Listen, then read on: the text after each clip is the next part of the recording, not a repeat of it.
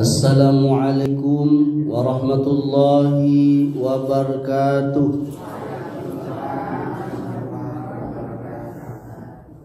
Innal hamdalillah nahmaduhu wa nasta'inuhu wa nastaghfiruh wa na'udzu billahi min sururi anfusina wa min sayyiati a'malina. Man yahdihillahu fala mudilla lahu ومن يضلل فلا هادي له واشهد ان لا اله الا الله وحده لا شريك له واشهد ان محمدا عبده ورسوله صلى الله عليه وعلى اله وسلم. يا ايها الذين امنوا اتقوا الله حق تقاته ولا تموتن الا وانتم مسلمون.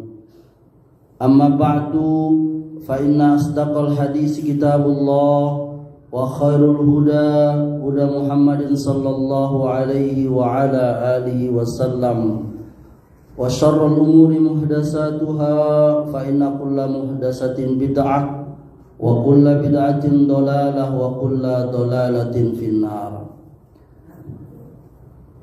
Jamaah salat maghrib Masjid Al-Khairat yang dimuliakan oleh Allah, mari kita lanjutkan pelajaran kita dan kita akan melanjutkan pembahasan kita tentang keindahan Islam berupa larangan.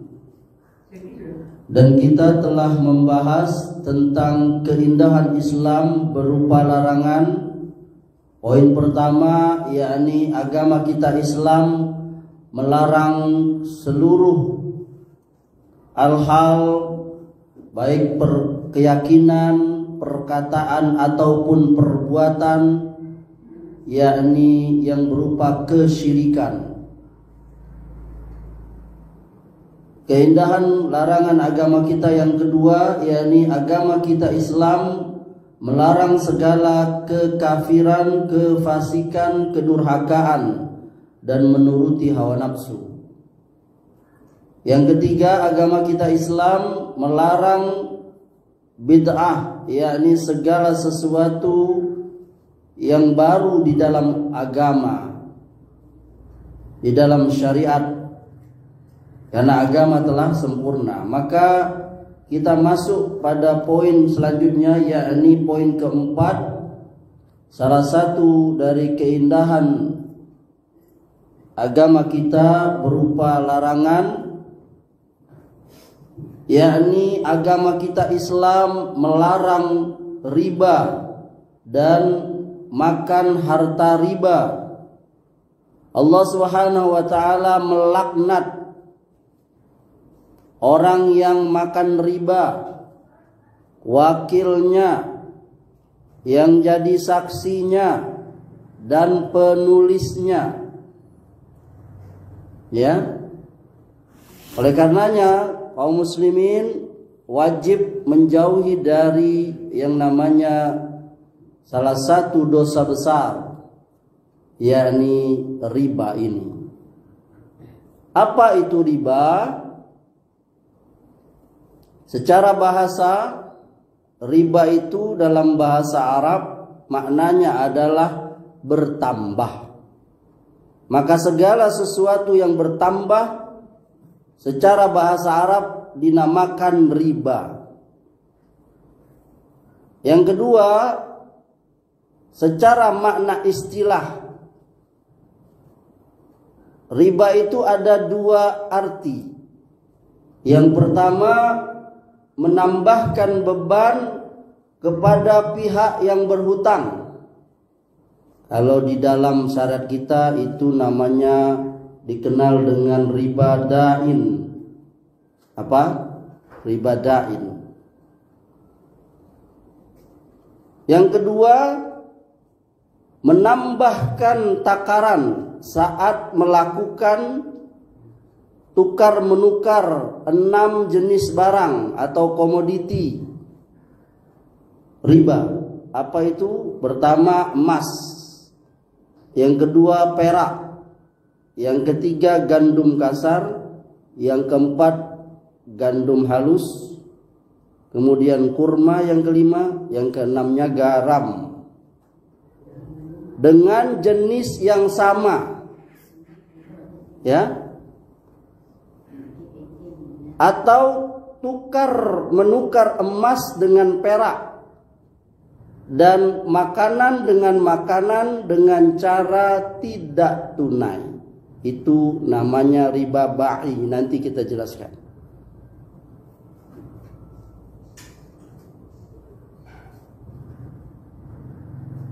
Riba ini adalah penyakit, ya, penyakit yang ada di masyarakat, yang dia sudah lama dilakukan oleh manusia. Hampir semua peradaban manusia ada ini, ya, dari zaman Farao di Mesir, di peradaban Sumeria, Babilonia, Asuria di Irak, sampai kepada peradaban Ibrani, yakni Yahudi. Bahkan hal ini termaktub ada di kitab Perjanjian Lama, bahwa diharamkan orang Yahudi mengambil riba dari orang Yahudi. Namun dibolehkan orang Yahudi mengambil riba dari orang di luar Yahudi.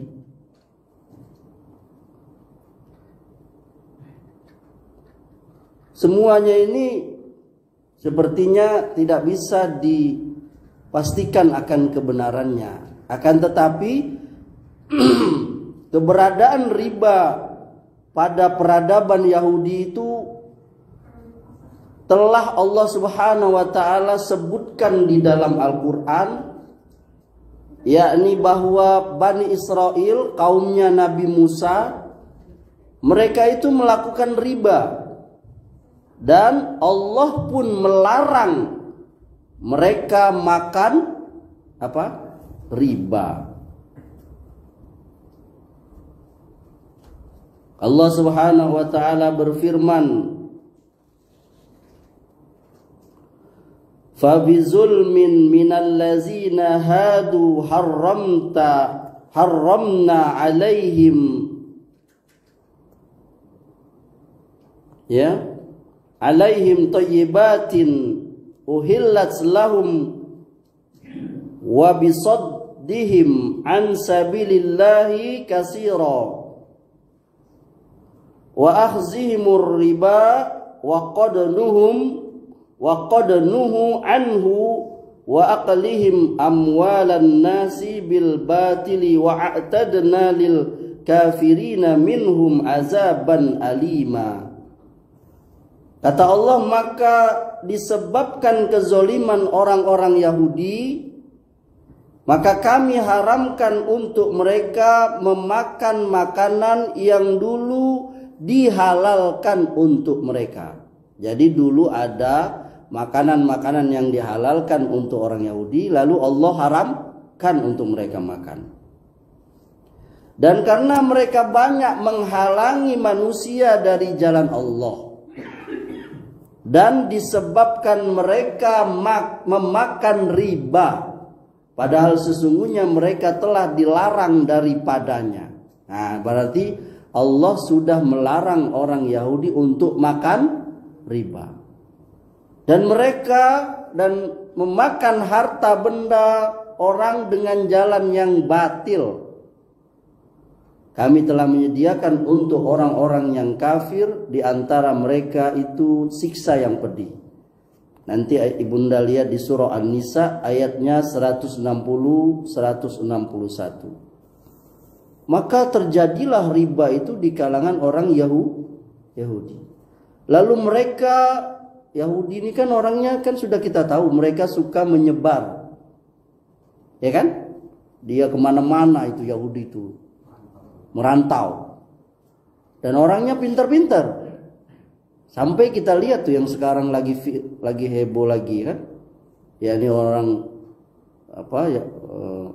terjadi perang antara Yahudi dengan Hamas itu ya. Berapa ribu orang udah meninggal. Ya mereka sebenarnya nggak punya tanah, nggak punya negeri mereka tuh. Mereka mencamplok negeri Palestina. Nah, jadi mereka nyebar, merantau kalau istilah kita itu orang Yahudi. Lalu mereka melakukan riba di tempat perantauannya itu. Sampai ke semenanjung Arabia. Orang Yahudi ada di Taif. Kan ada satu kota Taif namanya yang Nabi pernah dakwah dilempari sampai luka kepalanya. Kemudian sampai juga orang Yahudi itu sampai ke Madinah. Nah, sampai mereka ke Madinah. Lalu mereka berhasil mengeruk untung yang besar dari orang-orang di Madinah dengan mereka melakukan riba itu. Mereka minjamin orang duit, lalu mereka meminta bayar dengan berlipat itu. Sampai gilanya itu ibunda, orang-orang sampai berhutang itu sampai gadaikan istrinya, gadaikan anaknya, sampai menggadaikan dirinya. Jadi kalau dia minjam uang, aku pinjam duit sekian real, dulu dirham ya, sekian dirham, dinar. Kalau aku nggak bayar dalam tempo ini, maka kau boleh ambil istriku, kau boleh ambil anakku, bahkan dirinya sendiri. Jadi kalau mereka nggak sanggup bayar, maka dia jadi budak orang Yahudi yang dia pinjam uangnya itu. Dan dari situlah menjalar sampai ke Mekah, tempat negerinya Nabi Muhammad diutus. Dan itu dilakukan oleh bangsawan orang-orang kafir Quraisy jahiliyah pada saat itu di situ. Makanya kita kenal dengan, kalau negeri kita tuh apa namanya, rentenir. Dulu di kampung saya tuh kalau ada rentenir tuh, wajahnya tuh seram, ya kan? Lintah darah, dikeruknya orang. Kalau tidak bayar lagi, didendanya lagi. Coba lihat, minjam 1 juta jadi 2 juta, nggak bayar lagi jadi 2 juta, nggak bayar lagi jadi 4 juta, nggak bayar 8 juta, bayangkan loh. Dan itu dilakukan oleh orang pada saat itu Nabi diutus itu. Maraklah riba di kota Mekah itu. Maka Allah Subhanahu wa taala memberi syariat, kemudian menurunkan larangan riba sebagaimana yang kita tahu. Pada saat Nabi berkhutbah, yakni pada Haji Arafah, ya di Arafah pada Haji Wada, beliau bersabda, "Waribal jahiliyati maudu'an wa awwalu riba adha'u ribanan riba Abbas bin Abdul Muthalib fa innahu maudu'un kulluhu." Riba jahiliyah sudah dihapuskan. Riba pertama yang aku hapuskan, kata Rasulullah, adalah riba Abbas bin Abdul Muthalib. Sesungguhnya riba telah dihapuskan seluruhnya. Hadis riwayat Muslim. Maka tidak boleh lagi kaum muslimin melakukan yang namanya riba.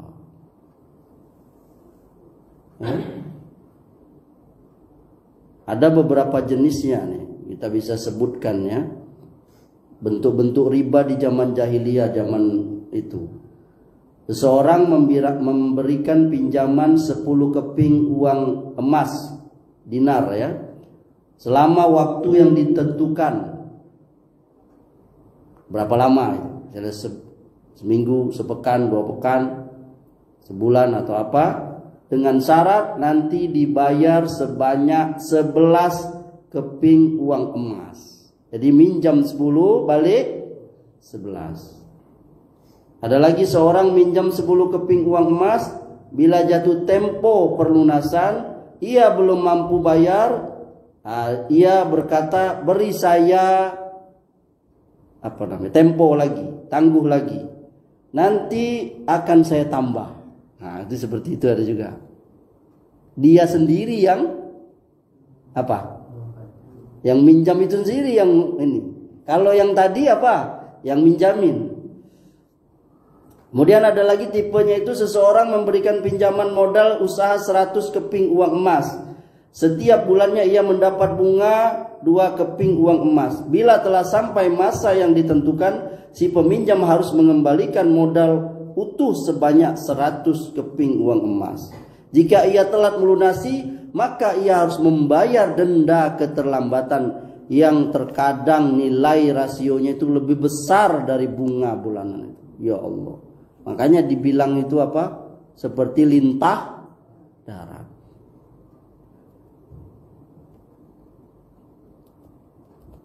Apa hukum riba ini? Apa, Mak? Kok ragu, Mak? Haram. Seorang muslim nggak ada yang nggak meyakini. Pasti seorang muslim meyakini riba itu haram. Baik dia paham atau enggak, haram dia. Karena hal ini sudah dikenal di tengah-tengah kaum muslimin. Sama seperti zina. Sama seperti mencuri, tahu kita. Haram. Karena di dalam Al-Quran jelas sekali, tegas sekali Allah melarang, mengharamkan riba ini. Wa ahallallahu al-bai'a wa harramar riba. Allah telah menghalalkan jual beli dan mengharamkan riba.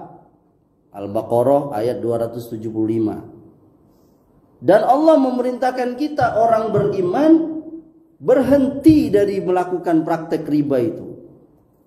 Allah perintahkan kita jamaah, ya ayyuhallazina amanu taqullaha wa zaru ma baqiya minar riba in kuntum mu'minin. Hai orang beriman, bertakwalah kamu kepada Allah. Tinggalkanlah sisa riba yang belum dipungut itu. Kalau benar-benar kamu orang beriman. Ayat 278 surahnya Al-Baqarah. Ini orang-orang yang melakukan riba ini diancam oleh Allah. Kalau kau benar-benar orang beriman, berhenti dari memungut riba itu.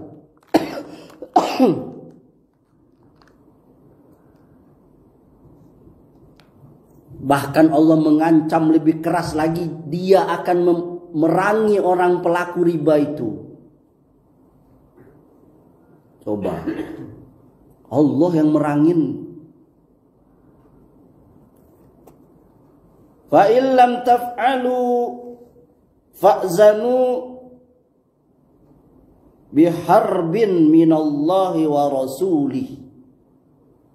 Maka jika kamu tidak mengerjakannya, yakni tidak mau meninggalkan dosa riba itu, sisa riba itu, maka ketahuilah Allah dan Rasulnya akan memerangi kamu. Ayat 279 surah Al-Baqarah. Wahai orang-orang yang beriman, Anda yang masih melakukan riba itu, ini ancaman yang keras dari Allah, yakni engkau akan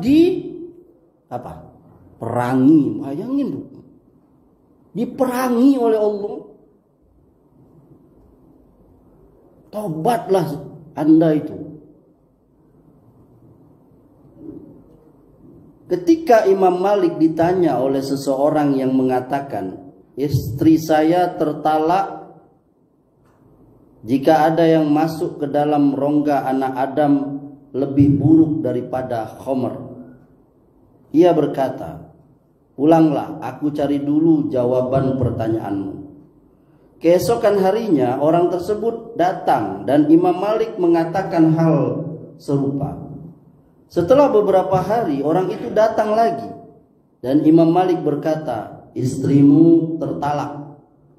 Aku telah mencari dalam seluruh ayat Al-Quran dan hadis Nabi, tidak aku temukan yang paling buruk yang masuk ke rongga anak Adam selain riba. Karena Allah memberikan sanksi pelakunya dengan berperang melawannya. Lihat itu. Ini disebutkan di tafsir Qurtubi jilid 9 halaman 405. Sampai dengan hammer saja itu kalah dengan riba. Kenapa? Ancamannya riba itu Allah perangi. Subhanallah.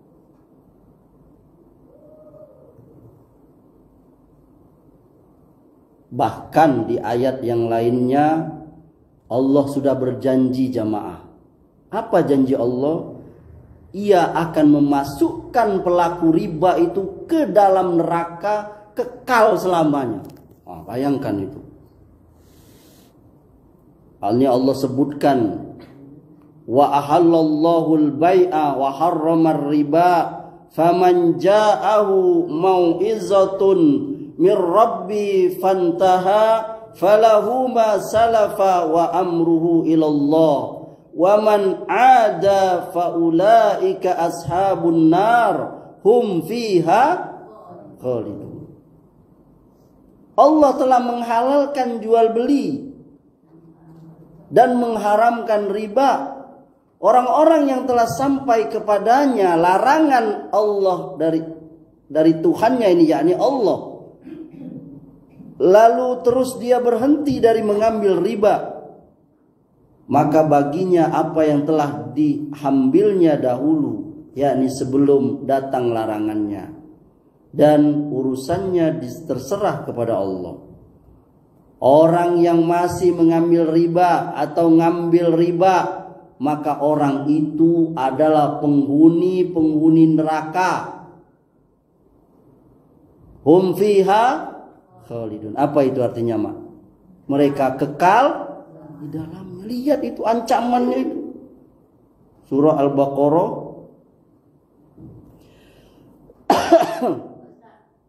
Ya. Pelaku riba tadi itu istilahnya tidak lagi riba gitu kan. Jadi harta yang ada sudah itu cuman. Nah, ini barusan kita baca tadi. Ya.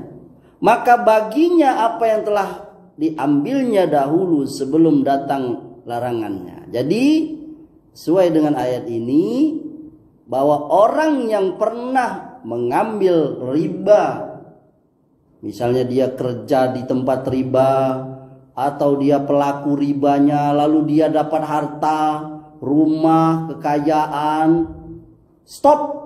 Tidak boleh lagi ngambil. Harta yang sudah dia miliki itu halal punya dia. Halal mah. Tapi sesudah itu tidak boleh lagi dia mengambilnya. Yang sudah dia miliki itu hak dia. Ini dalilnya tadi itu sudah kita sebutkan ya. Tapi orang yang masih melanjutkan riba itu, pelaku riba itu diperangi oleh Allah, diancam Allah masuk neraka.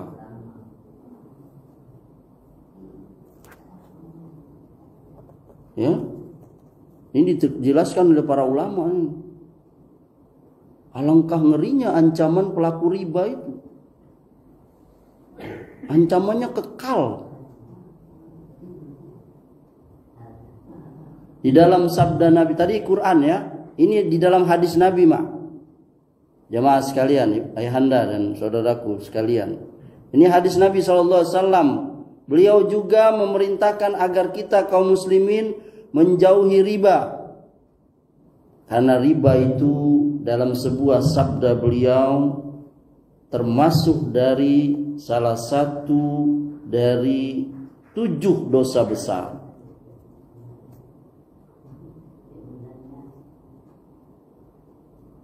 Ya. Kata Rasulullah, jauhilah 7 hal yang membinasakan. Qalu ya Rasulullah wa ma hunna. Maka para sahabat bertanya mereka, wahai Rasulullah, apa itu? Maka Rasulullah menjawab, qala asyirku billah. Apa itu? Menyekutukan Allah. Wasyirku, apa itu? Wasyihru, apa itu? Sihir.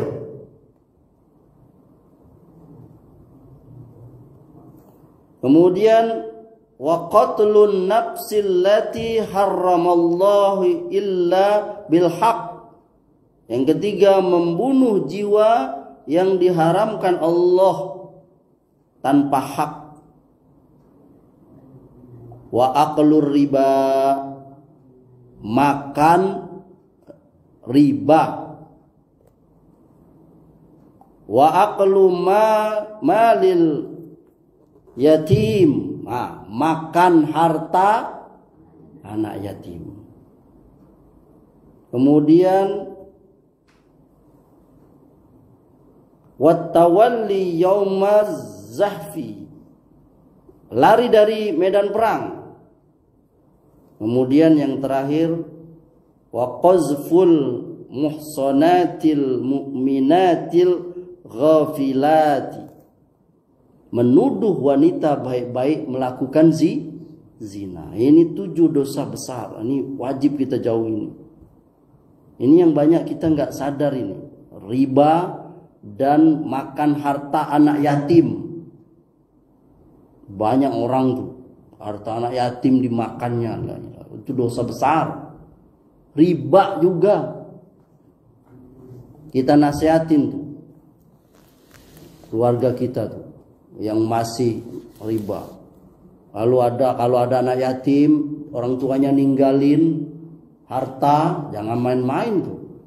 Lalu dimakannya harta anak yatim tanpa hak, dia dosa besar. Kemudian ada sebuah hadis diriwayatkan dari Bara' bin Azib radhiyallahu anhu. Nabi SAW beliau pernah bersabda, Ar-ribasnani wa sab'una baban. Dosa riba itu terdiri dari 72 pintu. Alangkah banyaknya pintunya itu. Adnaha mislu ityanir rajuli ummahu.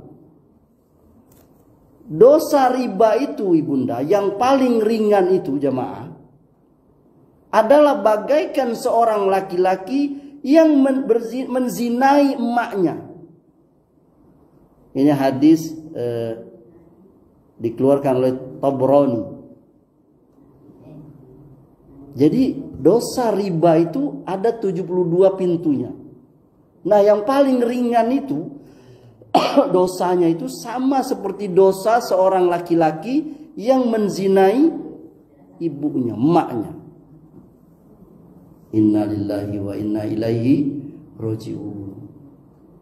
Kan sudah pernah kita jelaskan bahwa dosa besar itu dia tambah besar dilihat dari kepada siapa dia melakukan dan di mana dia melakukannya. Paham? Paham ibunda? Cilok, dosa besar nggak mencilok? Dia mencelok kotak masjid. Lebih besar, kenapa? Udah duit masjid disikatnya. Orang cilok di tanah haram lebih besar daripada di Indonesia. Itu dilihat apanya? Tempatnya. Dilihat lagi pelakunya. Kalau pelakunya orang bodoh, itu enggak sebesar kalau pelakunya ustadz misalnya ini. Nauzubillah min zalik. Paham? Durhaka kepada orang tua dilakukan oleh orang awam, orang tolol, apa? Orang didik lah. Maaf, orang bodoh. Itu dosa besar. Tapi dilakukan oleh orang terdidik. Maksud terdidik bukan bahasa Bengkulu, orang terpelajar. Maka lebih Lebih besar lagi.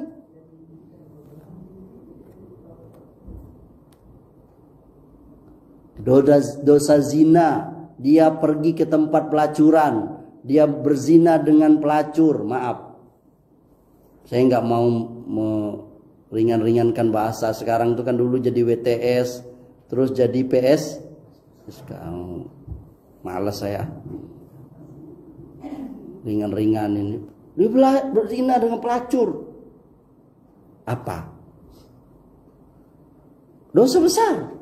Tapi dia melakukannya dengan orang dekatnya, dengan tetangganya. Oh lihat, kata Nabi SAW, orang yang berzina dengan tetangganya, istri tetangga itu lebih besar.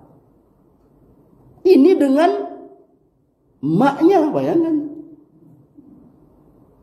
Nah, dosa zina yang paling rendah, paling ringan, dosanya sama seperti itu.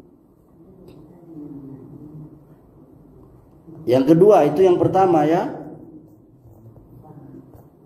Ini hadis dari Anas bin Malik radhiyallahu anhu. Nabi SAW pernah bersabda, "Inna dirhama yusibuhu rajulu mir riba a'zamu indallahi fil khati'ati min sittin wa salasina zaniyatan yazniha rajulu." Sesungguhnya kata Rasulullah, 1 dirham yang didapatkan oleh seorang laki-laki dari hasil riba lebih besar dosanya di sisi Allah daripada berzina 36 kali. Lihat itu. 1 dirham. Dirham itu uang koin emas zaman dulu. Ya. Dinar, dirham, bank perak, 1 perak itu. Ya. Ya, yang didapatkan oleh pelaku riba 1 dirham itu dosanya lebih besar dari dia berzina sebanyak 36 kali. Itu baru 1 dirham itu. Macam mana kalau 2 dirham, 3 dirham? Ya Allah, makanya besar sekali, pantas saja dosa riba ini sampai dilaknat. Dilaknat. Salah satu tanda dosa besar itu ibunda dan jamaah, pelakunya itu dilaknat. Apalagi sampai dilaknat oleh Rasulullah. Ini hadisnya ini. Diriwayatkan dari sahabat Jabir radhiyallahu anhu.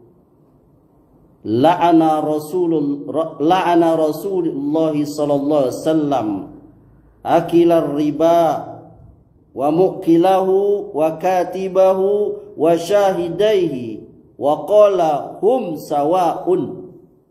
Rasulullah SAW mengutuk orang yang makan harta riba. Pertama, yang kedua yang ngasih riba, yang memberikan riba, yang nulis transaksi riba,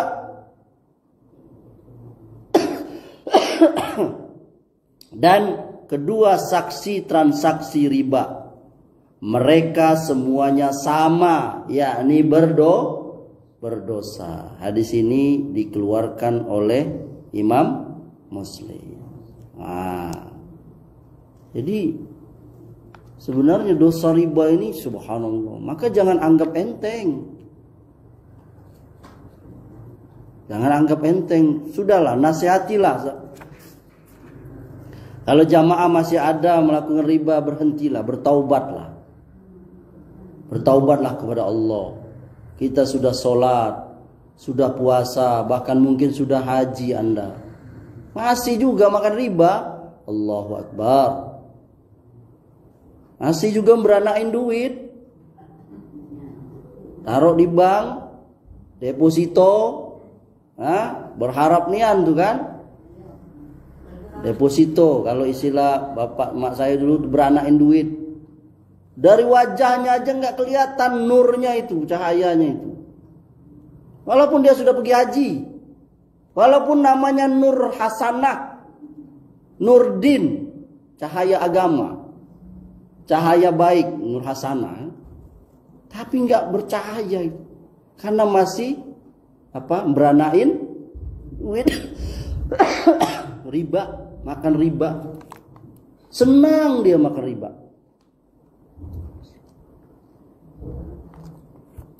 Taruh duit kan, taruh duit di bank 100 juta, di deposito sekian bulan, nanti dapat, itu riba.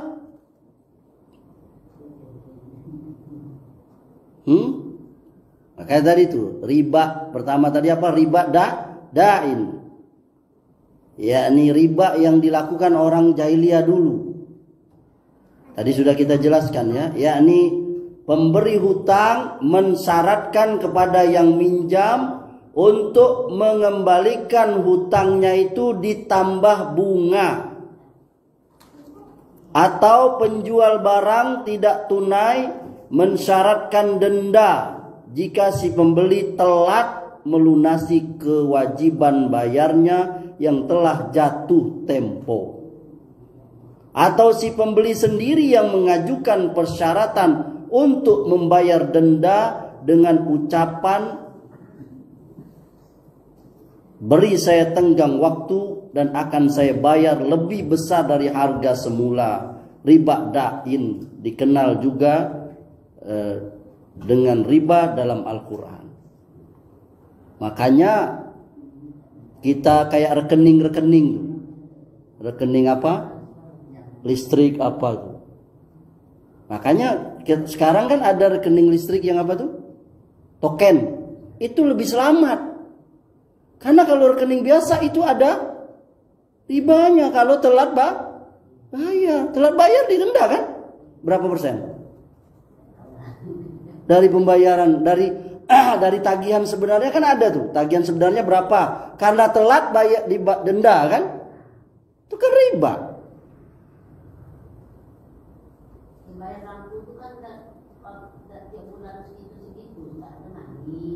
Iya, kalau lewat tanggalnya mah itu kan ada.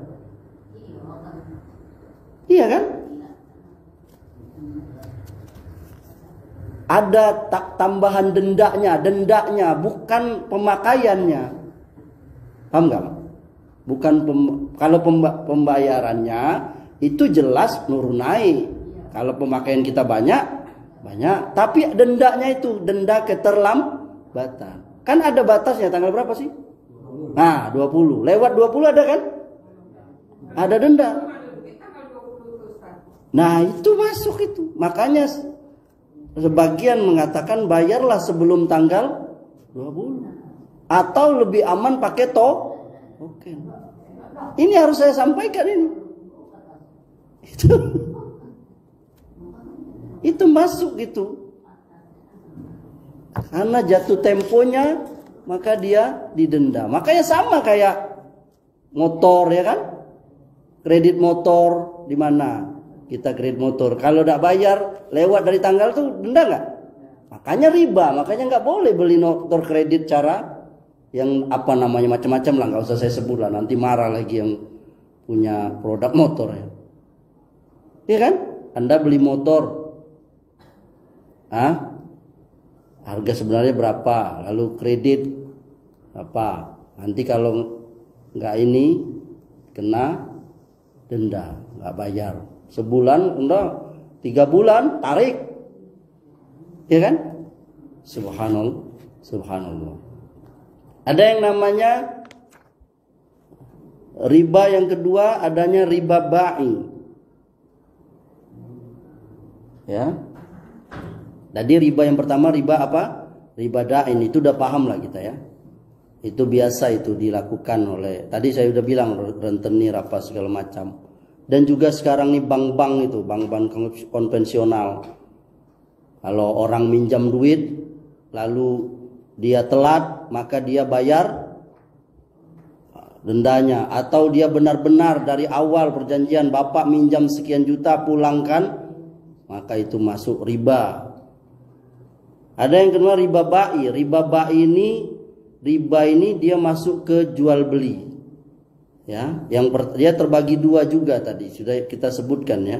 Yang pertama riba fadl ya, yaitu menukar salah satu dari 6 jenis harta riba.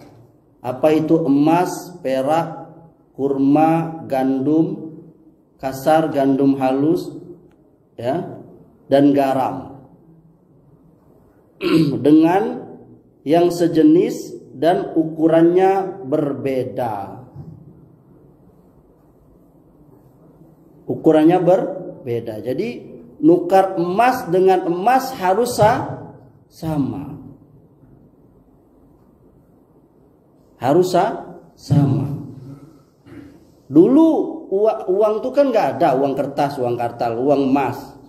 Maka sekarang masuk itu uang itu termasuk benda riba. Maka kalau kita ganti tukeran uang, nggak boleh itu nilainya beda. Harus sama. Karena dia bagian riba. Contohnya apa? Contohnya nukar duit baru, duit besar dengan duit kecil waktu lebaran. Apa? Punya duit 100.000, mau tukar duit dengan si Anu, duit 2.000 baru, dikasihnya duit baru 2000-an 90.000. Itu riba. Namanya riba fadl. Yang kedua adanya riba nasi'ah. Apa itu? Menukar salah satu harta riba dengan harta riba lainnya yang sejenis atau berlainan jenis, akan tetapi sebabnya sama, ilatnya sama, yaitu emas dengan perak. Ilatnya itu alat tukar, kalau sekarang duit. Atau kurma, gandum tadi, gandum kasar, gandum halus, garam. Ini ilatnya itu yakni makanan pokok yang tahan lama, yang tidak tunai ya. Maka dari sini kita mengetahui kalau kita beli emas ibunda itu harus tunai. Tidak boleh tidak tunai. Maka kredit emas hukumnya riba. Karena dia masuk kepada riba nasi'ah. Tapi ada. Iya, ada bunda. Bahkan orang beli di apa tuh nggak boleh apa. Sana tertunda transaksinya itu, ditransfer apa. Kalau beli emas di Pegadaian itu kan ada emas orang menggadaikan emas. Allah alam saya bagaimana ininya harus apa rinci. Harus belinya yang kita beli ya pokoknya jual beli halal. Intinya itu jual beli itu halal. Cuman lihat lagi jual belinya bisa jadi goror nggak jelas. Kan Pegadaian punya orang. Nah, makanya harus rinci, pertanyaannya itu harus gimana bentuknya itu apa? Pegadaian itu jual beli misalnya 100 sejuta segram. Cuman belinya tuh kita cicil. Nggak boleh. Nggak boleh bunda. Itu masuk kepada riba nasi'ah. Dia harus tunai, nggak boleh kredit. Beli emas itu harus tunai, nggak boleh berhutang. Iya, karena itu masuk kepada apa namanya barang riba. Wallahu taala a'lam. Demikian, semoga bermanfaat. Subhanakallahumma bihamdika asyhadu an la ilaha illa anta astaghfiruka wa atubu ilaik. Wabillahi taufiq wal hidayah. Wassalamualaikum warahmatullahi wabarakatuh.